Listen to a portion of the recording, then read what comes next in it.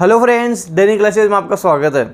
दोस्तों 16 मई 2022, 17 मई 2022 current affair के most important प्रश्न हम देख के चलेंगे, जो आपके सभी प्रतियोगी परीक्षाओं के लिए मोस्ट इंपोर्टेंट रहने वाले हैं। तो चलिए दोस्तों शुरू करते हैं। इसकी पीडीएफ आपको दैनिक क्लासेज के टेलीग्राम चैनल पर मिल जाएगी, वहाँ से आप पीडीएफ भी देख सकते हैं। पहले 16 मई के मोस्ट इंपोर्टेंट प्रश्न देख लेते हैं।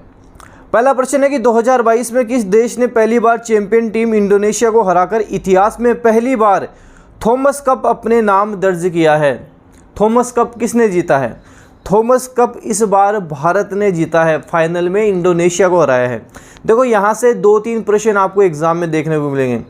थॉमस कप किससे संबंधित है? बैडमिंटन से संबंधित है। इस बार किसने जीता है? भारत ने जीता है। फाइनल में किसको हराया है? इंडोनेशिया को हराया है। थॉमस कप बैडमिंटन का ये कौन सा संस्करण था? ये 32वां संस्करण था। थॉमस कप बैडमिंटन कहाँ हुआ था? थाईलैंड की राजधानी बैंकॉक में हुआ था। कहाँ हुआ था? थाईलैंड की राजधानी बैंकॉक में हुआ था। आपको ध्यान रखना है। तो ये चीज़ें आपसे एग्जाम में पूछी जा सकती हैं, इंपॉर्टेंट चीज़ें हैं। पहली बार भारत जीता है, 73 साल में पहली बार थॉमस कप बैडमिंटन भारत जीता है, आपको ध्यान रखना है। अगला कि निम्न में से किस मंत्रालय के अंतर्गत नवरत्न कंपनी REC लिमिटेड का हाल ही में रविंद्र सिंह ढिल्लों को CMD नियुक्त किया गया है?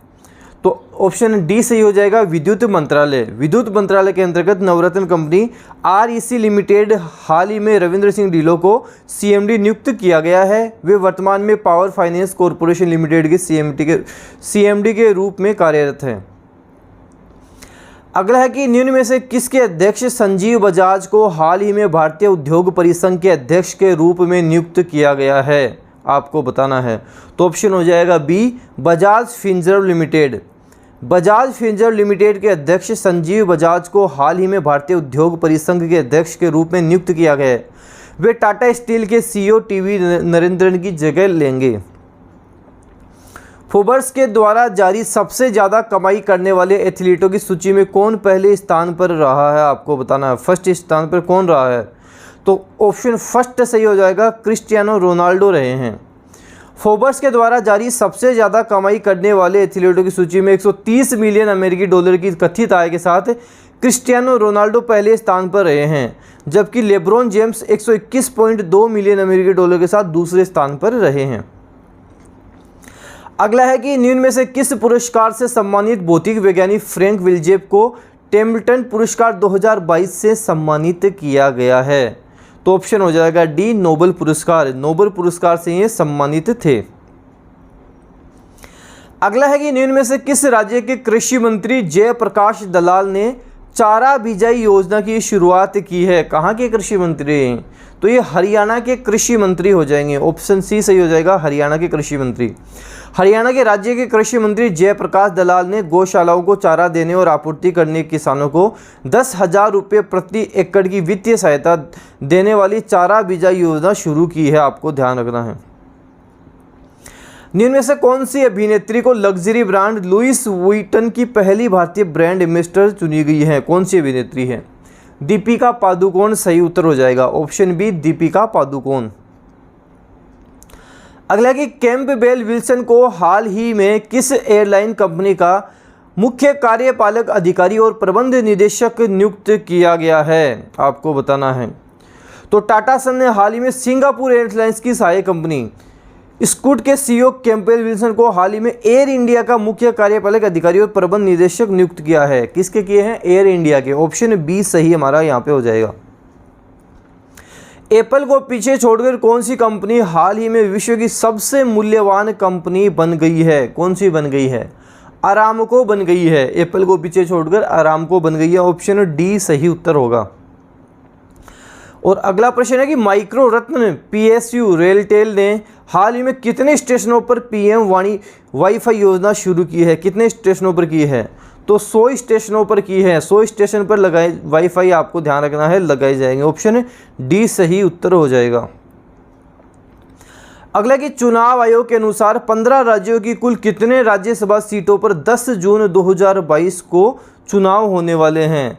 तो 57 राज्यसभा सीटों पर चुनाव होने वाले हैं। ऑप्शन हो जाएगा बी, 57 राज्यसभा सीटों पर चुनाव होंगे। अगला है, केंद्र सरकार के अनुसार वर्ष 2024 तक सड़क दुर्घटनाओं में होने वाली मौतों की संख्या में कितने प्रतिशत कमी लाने का लक्ष्य रखा गया है? कितने प्रतिशत कमी लाने का लक्ष्य रखा गया, आपको बताना है।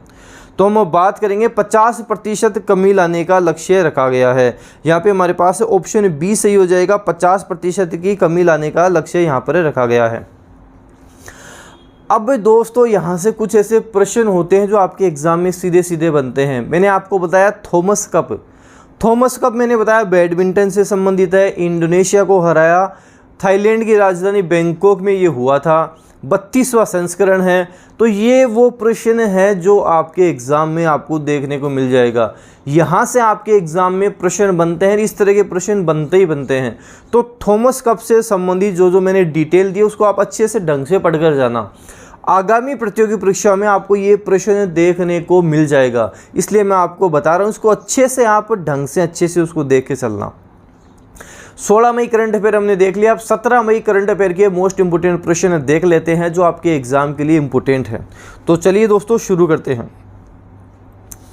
पहला प्रश्न है कि 17 मई 2022 को कौन सा दिवस हम मनाते हैं, कौन सा दिवस मनाया जाता है? तो 17 मई को विश्व दूरसंचार दिवस मनाया जाता है। विश्व दूरसंचार दिवस 17 मई को मनाया जाता है। यह दिन 17 मई 1865 को अंतर्राष्ट्रीय दूरसंचार संघ की स्थापना की स्मृति में विश्व दूरसंचार दिवस के रूप में माना जाता है। ऐसे अगला प्रश्न हमारे पास है, हाल ही में किस देश के पुरुष बैडमिंटन टीम ने बैंकॉक में फाइनल में इंडोनेशिया को 3-0 से हराकर पहली बार थॉमस कप का खिताब जीता है? किसने जीता है? भारत ने जीता है। थॉमस कप बैडमिंटन से संबंधित है। Thomas cup badminton, Uber cup badminton, Santosh trophy football, Sudirman cup badminton, ध्यान रखना है। भारत ने थॉमस कप के फाइनल मैच में इंडोनेशिया को 3-0 से हराकर इतिहास रच दिया है। 14 बार यह टूर्नामेंट जीतने वाली टीम को भारत ने पराजित किया है। भारतीय टीम थॉमस कप के 73 साल के इतिहास में पहली बार चैंपियन बनी है। बता दें यह टूर्नामेंट साल 1949 से खेला जा रहा है। भारत 6ठी टीम है जिसने थॉमस कप टूर्नामेंट जीता है। त्रिपुरा के नए मुख्यमंत्री के रूप में निम्न में से किसने शपथ ली है? त्रिपुरा के नए मुख्यमंत्री कौन बन गए हैं, आपको बताना है। तो ऑप्शन सी सही हो जाएगा, माणिक शाह बन गए हैं। त्रिपुरा के नए मुख्यमंत्री माणिक शाह बन गए हैं।